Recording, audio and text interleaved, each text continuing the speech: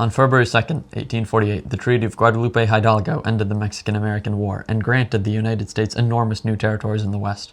These lands included what would eventually become California, Nevada, Utah, and parts of several other states. While Americans celebrated the expansion of the nation, the victory immediately raised a dangerous political question. Would slavery be allowed there? Northern politicians generally wanted slavery prohibited in the new lands, fearing its expansion would strengthen political power of slave states. Southern leaders argued that slaveholders had the constitutional right to bring enslaved people into any U.S. territory. This disagreement created the sectional crisis that would eventually lead to the Compromise of 1850. If you like learning history in clear timelines like this, hit subscribe for more videos just like it. Even before the war ended, the question of slavery in the territories had already caused intense debate in Congress.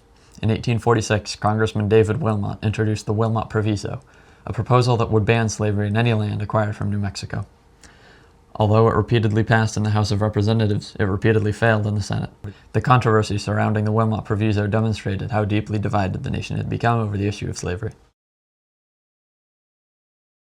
The discovery of gold in 1848 triggered the famous California Gold Rush, which caused thousands of settlers to rush westward. Within a short time, California's population grew large enough to apply for statehood. In 1849, Californians wrote a constitution that banned slavery and requested admission to the Union as a free state. This alarmed Southern leaders because it threatened to upset the delicate balance between free states and slave states in the Senate. California's request for statehood forced Congress to address the growing sectional conflict quickly and directly. Just as mentioned in the previous two crises, to resolve this one, Senator Henry Clay of Kentucky introduced a series of compromise measures in January of 1850. Clay hoped to reduce tensions between the North and South by balancing concessions to both sides.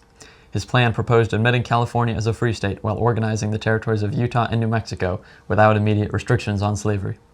Instead, settlers in those territories would decide for themselves the issue of slavery through popular sovereignty. Clay also proposed settling the Texas border dispute and strengthening laws for returning escaped enslaved people. Although his plan aimed to preserve the Union, it sparked intense debate in Congress. Many Southern leaders believed Clay's plan did not adequately protect their interests. Senator John C. Calhoun of South Carolina delivered a powerful warning to Congress in March of 1850. Because he was too ill to speak, his speech was read aloud by a fellow Southern senator in the chamber.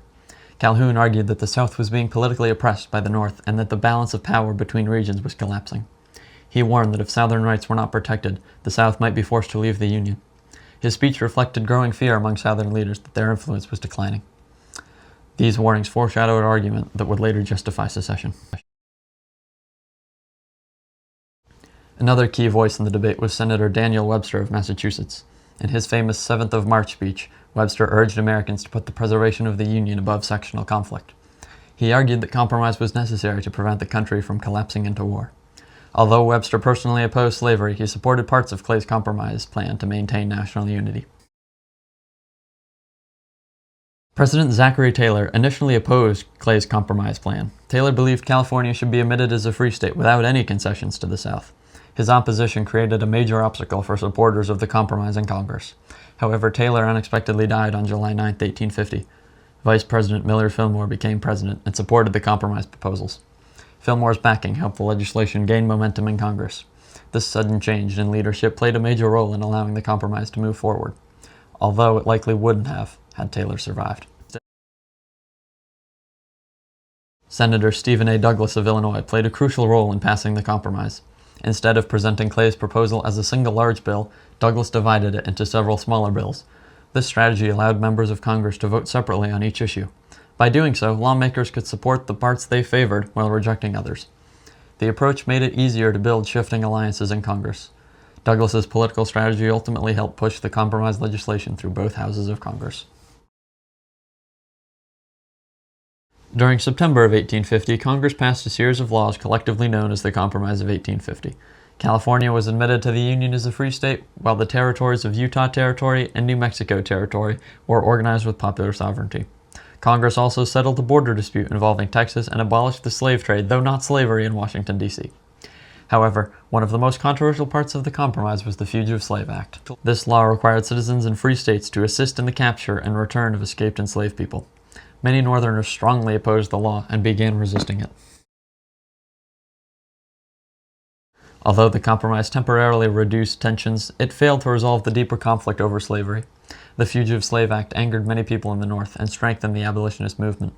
At the time, Southern leaders remained concerned that slavery would eventually be restricted. The idea of popular sovereignty later led to violent conflict in territories such as Kansas during the Bleeding Kansas Crisis. Political divisions continued to deepen throughout the 1850s. These tensions eventually led to the outbreak of the Civil War in 1861. To conclude this video, I would like to read a brief passage from Dr. Kathleen W. Craver's 19th Century U.S. History book. This is a fantastic book to get broad information about any event that happened in the 19th century. She writes, "Each time the issue of slavery arose during most of the 19th century, Congress struck a devilish bargain with Southern states in a futile attempt to avert civil war. When California petitioned for statehood in 1850, the 1820 Missouri Compromise that maintained an even Senate balance of 30 slave states and 30 free state members was no longer operative.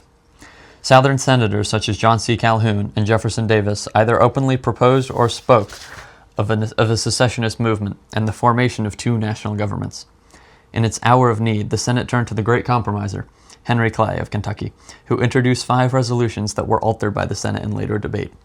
Combined into a series of bills, they admitted California as a free state, abolished the slave trade in the District of Columbia, allowed territories of New Mexico and present-day Arizona and Utah to vote whether or not to allow slavery, removed land from Texas that it was claiming, and paid off its debt of $10 million US. Finally, it required U.S. citizens to assist in returning runaway enslaved people, and they would be subject to imprisonment and a fine for aiding in their escape. Again, the United States postponed for almost a decade the inevitable conflict that was to come." Dr. Craver has some phenomenal words in this book, and I highly encourage you to check it out. But for now, I will see you next week.